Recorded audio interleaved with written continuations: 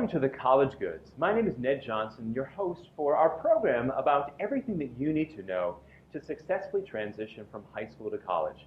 Our goal will be to inform you, to help you keep up to date, not miss deadlines, and most importantly, to be a little bit entertained as you make this important step from high school into college. You've been preparing for your SAT or ACT, and now you're thinking about taking a subject test. But which one? Good question. Subject tests are 1-hour content-specific tests produced by College Board in the areas of math, history, science, or foreign language. Here are some things to consider when planning for your SAT subject test. The first thing you want to determine is, do I even need a subject test? Many colleges and universities don't require them. Before you consider it, do some research. The next thing you want to confirm is how many subject tests are required and if there are specific tests your colleges would like you to take according to your intended major. Once you've narrowed the College Board list to 3 or 4 possible tests, your next step is to take a timed practice test. You can answer sample questions online at collegeboard.com. However, it is a good idea to mimic the real experience in a timed practice test setting. If you're in the Washington, D.C. metro area, PrepMatters offers practice test times Saturday and Sunday almost every weekend. One final reminder, once you decide on a test, be sure to check the available test dates at collegeboard.com. Some subjects like world history or some languages are not offered each month, and none of the subject tests may be taken in March. If you have any questions or comments about your SAT subject test experience, the College Goods would love to hear from you.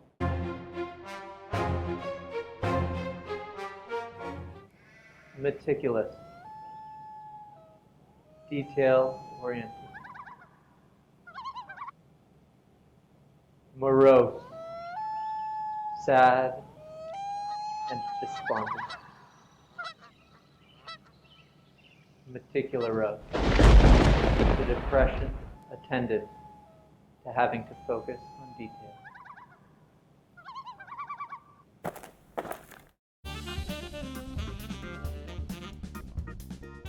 Boston College is a Catholic college of the Jesuit tradition and lies somewhere in between Notre Dame, which is 80% Catholic, and Georgetown University in Washington, D.C., which is 50% Catholic. Boston College is 70% Catholic. What's really important to know, and it's true for all students, whether you're going to study nursing or business or poetry or math, is that students must take the core curriculum, which means you'll take classes in a little bit of everything while you're there. So if you're good at lots of things, that's really good for you. Boston College has about 9,000 undergraduate students. Actually, there's slightly more girls. So if you're a guy applying to Boston College, then you have a slight edge. The acceptance rate hovers around 30%. It's been inconsistent over the last few years, but that's about where the acceptance rate is now. And Boston College has what's called restrictive early action. So you can apply early, find out early, and then there's no commitment to actually matriculate to Boston College. However, it's restrictive in that you may not apply to any other colleges that would ask you to commit. That's called early decision. Boston College is holistic in its admissions. So that means it doesn't rely on admissions formulae to figure out who they're going to admit. They really dive into the application package and try to get a sense of who the students are. Boston College has told me that they look for a strong, mature voice through the components of the application where you can actually convey one.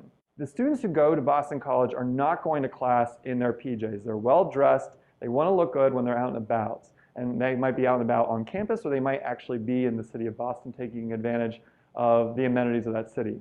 There's no Greek system at Boston College, which is true of a lot of Catholic universities. So if you're looking for a school that's surrounded with other colleges and you have lots of college-age students and you're in a cool town like Boston, a school that's selective and has a quality education program to offer, then Boston College is the right choice for you.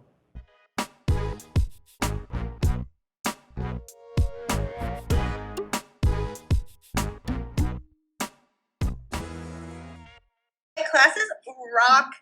The education school is like really big about being like super in touch with their students. So we do a lot with the education school, and they're very good about like advisors, because it's a small program too. Like there's only, I think, like just under 200 freshmen in the education school. You have to take a literature core, and then all the different cores are a different focus to me. So ours is like metamorphosis, taking this class called Perspectives, which is a combination of like my philosophy and my theology core. that's like a year-long thing, and you have like double the class time during the week, so it's really intense. That's the teacher that I said is super awesome, and it's like, you're probably not gonna get an A, but that's okay. My top is 3 classes a day. It's definitely like a lot more reading and work that you have to be doing, but you also have a lot more time to be doing it, and it's a lot less like petty assignments and more like things you have to think about ahead of time. But if I'm on top of my reading and stuff, I could probably do all my stuff in like 4 or 5 hours. See, the way it works here is 40% of the freshmen are on the Newton campus. That is like a 5-minute shuttle ride from main campus. If you're on this campus, you're guaranteed to just be in a double or a quad, but the quads are huge. If you're on main campus as a freshman, you could end up in a forced triple, which is like kind of rough because it's a tight living space, but it's also you're on main campus. I really like being on this campus because all the people who live here and like eat here are freshmen, so it's a nice little like freshman hub. We do a lot with our floor, so I meet once a week with my floor, and we do different things. Like last week, the ladies from like the women's center came and like just talked to us about like how we were doing. They really want to make sure that you have somewhere to be, and like at least for our floor, we have a really good group. All the floors have an RA, and she's very personable. We have like meetings with her when throughout the semester just to like check up, which has been really nice just to have someone there. That's not just my RA, that's been what I've heard about all the RAs. Dining halls are amazing, and the food is actually like rated among the best because it's really good food and it's pretty healthy too. There's always sushi night once a week, which is my personal favorite, but then like on a normal night, go to the grill, which can make grilled chicken or hamburgers or like grilled portobello mushrooms or like vegetarian burgers. And then the fruit bar and the salad bar are always open, like the yogurt bar. And then on weeknights, they have, so from 8:30 to 12, late night is open. And then on weekends, it's open till 2 a.m. And late night is like just, I mean, it's just like a lot of fried food. But our like specialty off-campus thing is there's a place called White Mountain Creamery. It is the best ice cream I've ever had, and they have like every kind of flavor.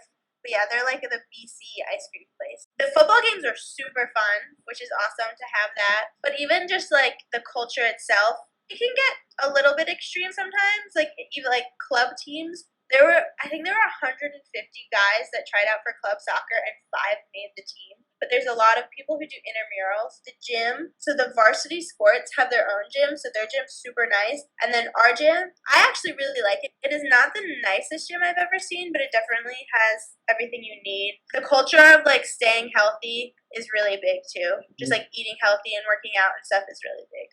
I know very few people who go home on the weekends because I think we have a pretty small commuter community. People live on campus. They have a ton of like stuff to do on the weekends, like either free tickets or like super, super, super cheap tickets. So they have like a ton of stuff planned all the time if you ever want to do anything. I actually have felt extremely safe. Newton campus and main campus are both in very, very nice areas. Like no one random could possibly get in because there's like 2 swipe doors before you even get to my hallway. Oh, and then we have the blue light system obviously everywhere.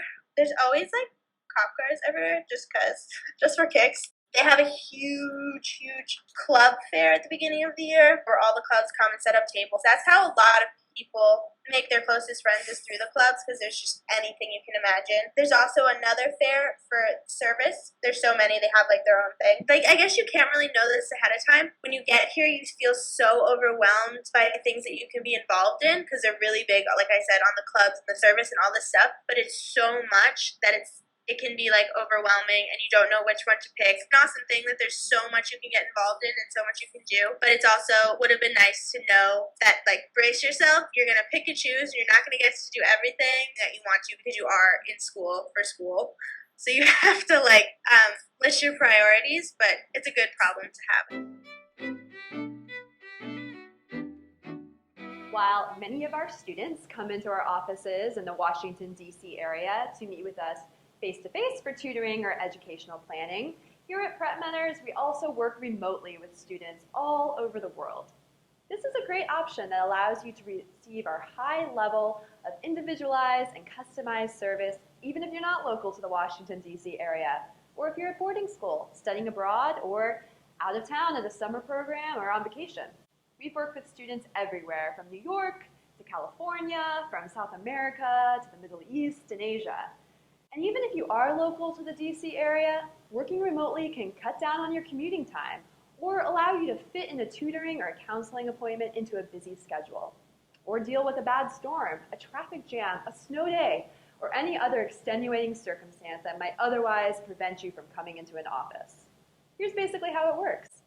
We are adept at using a variety of interfaces to serve our clients based on their needs and their personal preferences. Our counselors and tutors use video chatting programs to allow for a more personal face-to-face connection. We also use online classrooms where we can share documents or work on an SAT problem together. So if working from the comfort of your home, wherever in the world that may be, sounds like a good option for you, don't hesitate to contact us and see how we can help. Tired of telling people that Saw 4 is your favorite film? Do you think that Ashton Kutcher's The Butterfly Effect has the most thrilling ending out there? Try these 5 films on for size as a way to increase your film vocabulary. Number 5, The Piano, Jane Campion's 1993 film about a mute piano player and her daughter, earned 8 Oscar nominations and won 3 of them: Best Actress, Best Supporting Actress, and Best Original Screenplay. Campion was also awarded the Palme d'Or for her direction. Number 4, Once Upon a Time in the West, a spaghetti western starring Charles Bronson. Need I say more? Don't believe me? Just watch the languid pace of the opening film.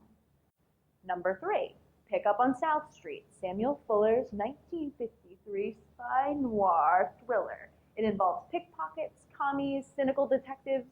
What's not to love? Number 2, The Lady Vanishes. Chances are you've seen Vertigo or Rear Window, or perhaps you've seen the Rear Window remake, Disturbia. Why not try The Lady Vanishes, Alfred Hitchcock's comedy thriller that cemented his ticket to Hollywood? And number 1, The Rules of the Game. Jean Renoir's 1939 masterpiece was almost lost to time and bad reviews by critics when it first came out. This film is considered one of the best ever made. In fact, it is the only film to be included in every single one of Sight and Sound, the British Film Institute's movie magazine top 100 list since 1952. If you've found a film that's won you the respect and admiration of your peers and professors, tell us here at the College Goods. Thanks for joining us here on the College Goods. We are, as always, interested in helping you be successful in this transition from high school to college.